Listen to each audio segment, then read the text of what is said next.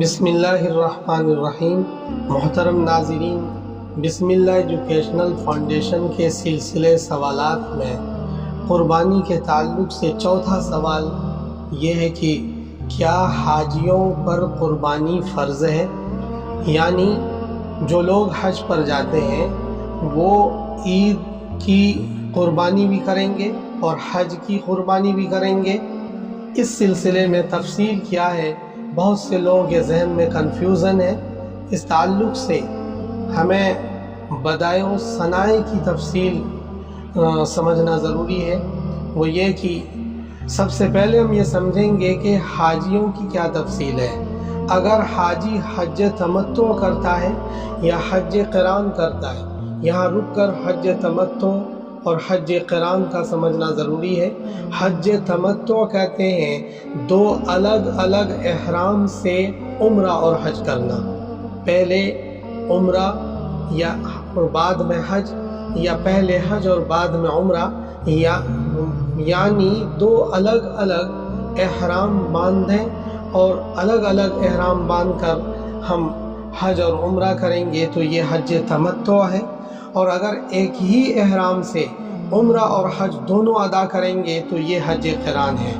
تو اگر کسی حاجی نے حج تمتع یا حج قران کی نیت کر لی اور حج قران ادا کیا، حج تمتع ادا کیا، تو ایسے حاجی پر حج کی وجہ سے قربانی دم شکر واجب ہے، جو مینا میں ہی کرنا ضروری ہے، حجاز میں ہی کرنا ضروری ہے، اپنے ملک میں نہیں کر سکتے۔ اور اسی حج تمتع والے حاجی پر یا حج قران والے حاجی پر اگر وہ صاحب مال ہے اور صاحب حیثیت ہے، حج کے خرچے کے علاوہ بھی ان کے پاس بہت سارے پیسے ہیں، تو ایسی صورت میں اس حاجی پر اگر 15 دن کے قیام کی نیت ہے مکے میں، تو پھر اس پر عید والی قربانی بھی واجب ہے۔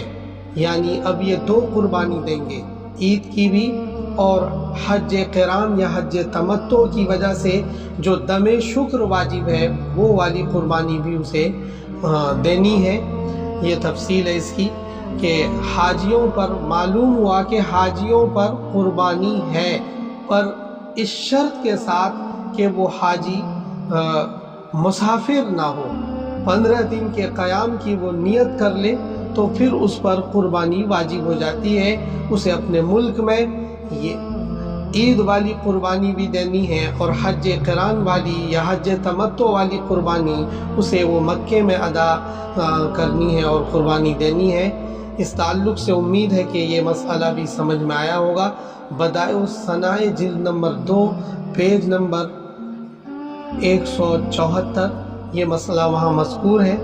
تو اللہ تعالی حاجیوں کو کے حج کو قبول فرمائے اور قربانی بھی قبول فرمائے۔